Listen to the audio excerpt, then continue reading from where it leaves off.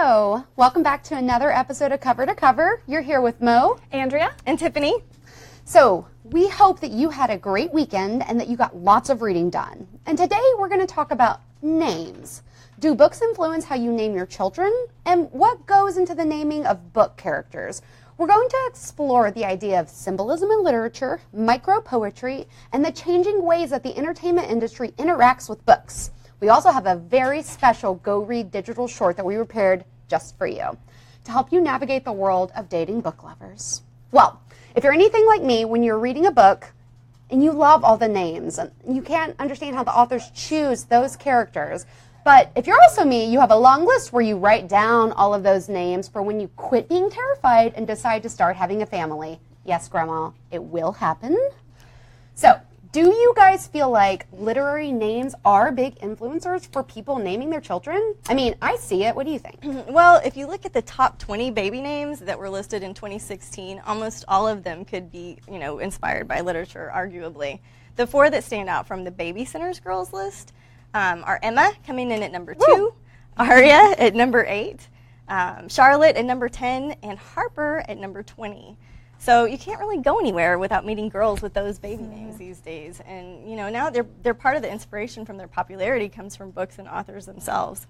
Yeah, and from the top 20 boys' names in 2016, it's the same deal. They could all be associated with literature in some way. A few that stand out are Noah at number 5, Oliver number 9, Jacob at number 12, but definitely there are some other cute literary names climbing the charts these days. Can you guys think of any? Yeah, one of my very favorite names that I see all over the place right now is Luna. Luna is a really big name, and of course she's a pivotal character in Harry Potter, and she's also a character in lots of other stuff. You have baby friends named Luna? Yes, I've got girl. cat friends named Luna. Yeah, also, yeah. It's good for anything that you're naming. You also see a lot of Arya is a really big name, so that's from Game of Thrones. Arya is a character, and that book's been around for a long time. It's only recently been a TV show, but it's been around since the 90s. So people have fallen in love with this name, and it's growing up the charts as well. You see a lot of Scarlets from Gone with the Wind. Yes. That one's coming back. Harper, though, that was in that list, I have a lot of Harpers on my Facebook feed right now. Definitely a popular one. Chloe, I love too. Matilda, because that was one of my favorites growing up. That was a really good one.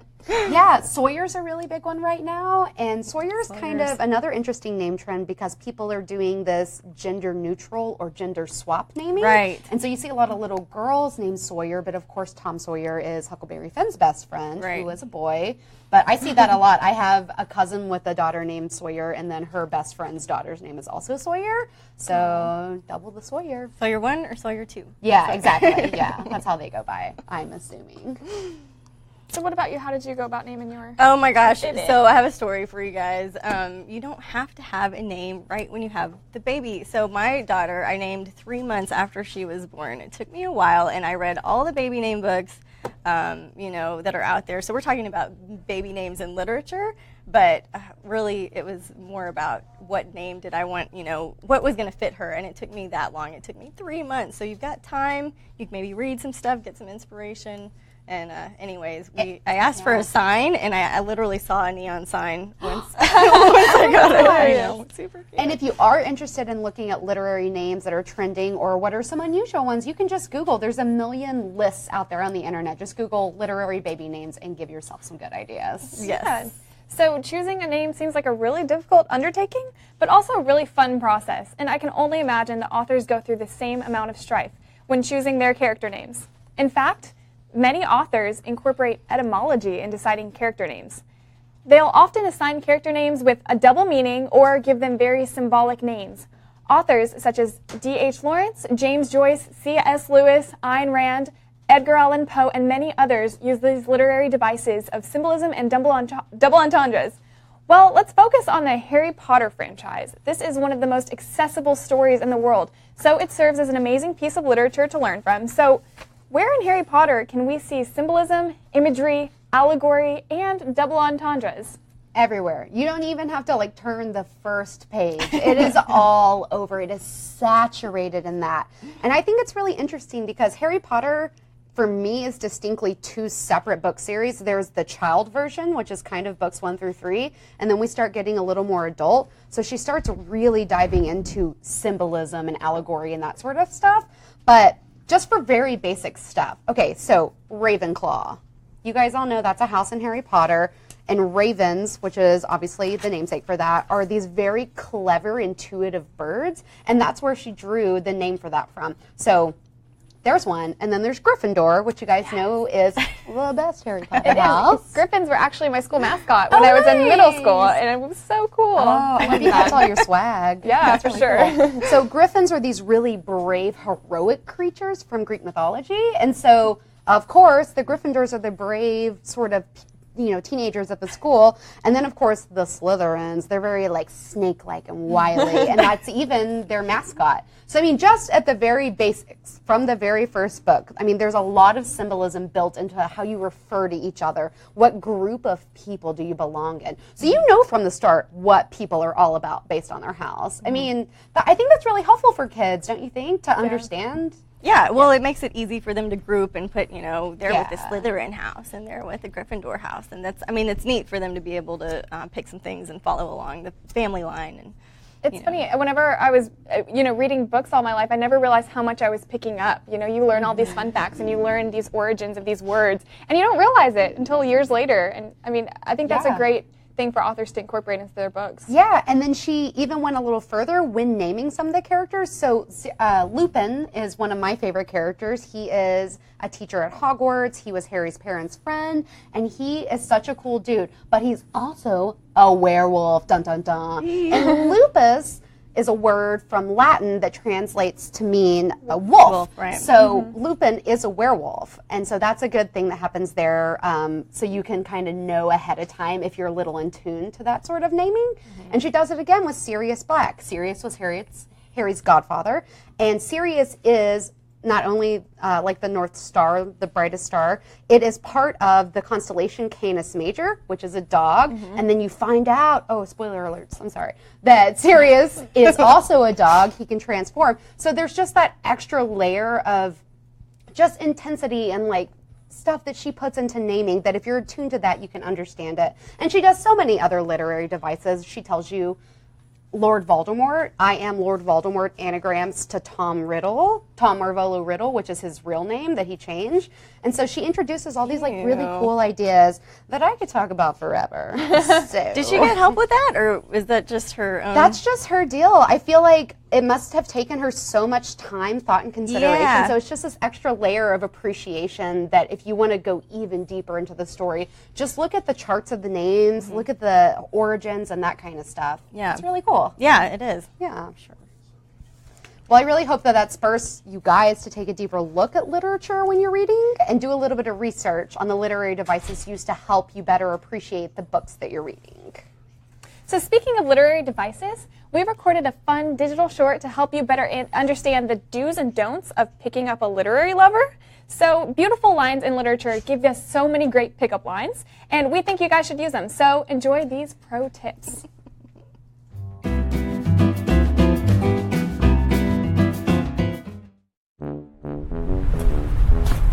Hey girl, you tired? You've been running through my mind all day.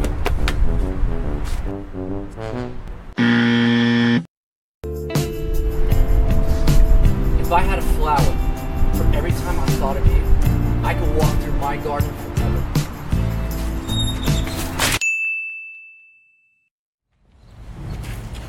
Hey girl, did it hurt when you fell from heaven?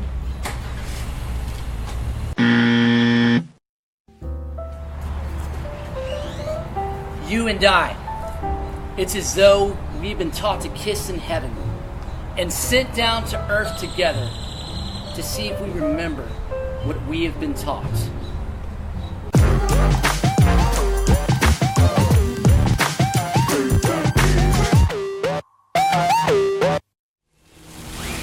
Hey girl, can you touch my hand so I can tell my friends I've been touched by an angel?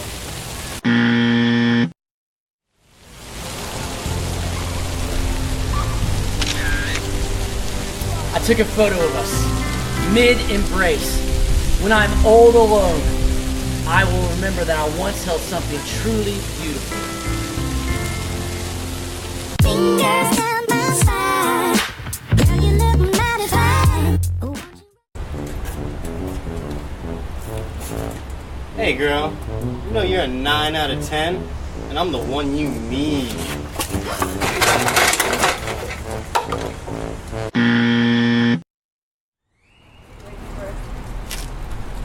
I look at you, and I would rather look at you than all the portraits in the world.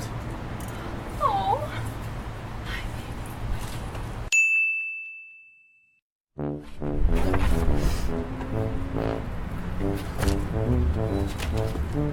Right.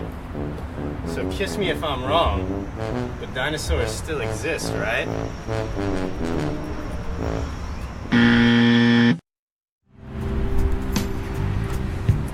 You should be kissed and offered, and by someone who knows how.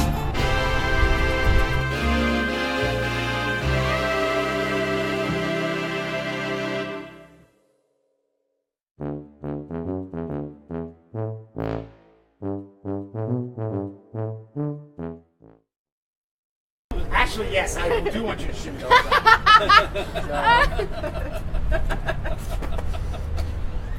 Hey, girl. You tired? 'Cause you've been running through my mind all day. I'm in love with that one. Well, dating can be a challenge, but we hope that that video helped clarify a little bit about what you should and should not do. We'll have fun new video clips for you guys every Monday, so be sure to tune in so you can see them first. And we would like to say thank you for commenting and shout out to Terry Morgan. We love that you named your cat Tyrion, and tell us more. So speaking of challenges, literature challenges us with those double meanings and hidden symbolisms we were talking about, but author Barbara Gibbon has found a new way to stimulate young readers. She has written Animal Home's ZXA, an out-of-order alphabet book, to help children learn letters more quickly. I love that. I think that's hilarious, and it's such a good idea. And I was reading the news story about it, and she was saying that she was reading books to children at the library, and she found that when she opened to a random page, when she didn't go in order, they didn't know the letter. All they had done was memorize Yeah. the letters. You see that a lot in kids. So you're reading the same book to them at night before bed over and over and over again. And then, you get all excited because you think these kids can read because they're, reading the book after a while, but they're actually just memorizing it. Yeah, so it's a really good idea. And she was saying that since it's like an animal alphabet, she chose really unusual animals so that they also couldn't memorize. Like A is for apple, so when you see an apple, you assume it's an A. So instead, like O is for orangutan, and they're like, what is that? O is for monkey, right? I know. That's why I think it's more of a City Kids book. Sorry, that's just where I am with it, because it was like Z is for zebu and U is for umbrella fish, and I think there's an age range that she's trying to hit there, right? Because the little guys, they're not going to pick up on those nuances, but Right. So it would really confuse me as a kid if I was looking for the ABCs and they were totally out of order. Yeah. But did you notice in the article, do they go, they're just, do you know what? They're all over the place. They're They're all not over. like backwards. They're just Okay. like letters Popcorn. everywhere. Yeah. So, but I think it's really neat because she saw the desire to have this sort of tool for children to be able to learn letters better. And there wasn't anything out there, so it spurred her to write her first book. So anything that inspires people to write a book is a good thing, even if it's children not being able to read. So, And help those kids. I noticed she was a Columbus-based author, which I love. Columbus is a big food city, and she included some recipes in that article. Did you notice that? She was like, also other things that are good. I think Tiffany will be. So is she writing a cookbook? I don't know. So it's always interesting to see the evolution of literature in different styles, too. As technology changes the way we receive information, it can change the book industry, too. So in the news right now is a story about Twitter and the rise of micro-poetry. Joe Barca has released his second book titled Henry and Grace, a love story and other poetry. You can follow him on Twitter at PoetMe13, and here are some of his micro-poems from this year. I follow gentle poets with splayed hearts and sharp edges, with soft words and delicate confessions. So what do you guys think about this movement of micro-poetry? I think that is a lovely micropoem that he wrote, and I got a chance to go check out his Twitter feed, and I think it's beautiful. Anything that you can put into a short amount of space that's inspiring and lovely is a good thing. It's so funny how technology has changed, so everything is so bite-sized now. We're taking, Twitter is changing the world now. Everything has to be 140 characters or less. You know, we don't want to read through like crazy long paragraphs or anything like that. Yeah. You know, when I first got into writing, it was like take your blog and put that into a book, and that was the advice. Like, go ahead, you get all the content out there, you've got your blog, and then you can turn that into your book. But people are doing that with Twitter now, too. I have a friend that did that with haikus, and so she's got one called Haiku Austin, and she took, you know, her short haikus, stuff from Twitter that she can put into, you know, a book. So I love it. I think it's great. Yeah, I like what you said about bite size, because that is kind of the wave of the future. So we need everything condensed into a small space. Crazy? And also, sometimes Twitter can be a sort of negative space. So anything that puts positivity out there, Yeah, I'm on board. I think that's Absolutely, amazing. totally. So, so Mo, you challenged us to come up with some micro poetry, and my shot at this, guys, forgive me, is roses are red, violets are blue, books are great, and so are you. So great. Hashtag cover to cover, right? So when I was looking at my Twitter account, I found some tweets that that I sent out for inspiration. You don't have to use all 140 characters to make a poetic micropoem. So I retweeted one from a chick that I follow. She does astrology, and her inspirational tweet was, "You can't lose your calling." Love it. So poetry in motion doesn't have to be all 140 characters. Here's another from Vivian Green that I pulled from my boss's social media. It says, "Stop waiting for the storm clouds to pass and learn how to dance in the rain." Oh, so lucky me that I have such an awesome boss. Rod, if you're watching, we love you. And okay, last but not least, I love micropoetry that has a pun. Puns are great ways to make two meanings out of one set of words. And if you search hashtag micropoetry, there are actually a few accounts you can follow that are pretty steamy, so I'll let you Google that on your own. So one of the ones that I found that I thought was beautiful was "Fill my cracks with gold so that I may shine in all of the broken places." And Yeah, I like that one. I thought that was a really good one. It was really sweet. And I also took your homework with me, and so I wrote one of my own. So, oh my gosh, I don't even. So mine is, "Pages open, outside world falls away, magical portals do exist, breathtaking place emerges, friends and foes color the realm, new adventures await."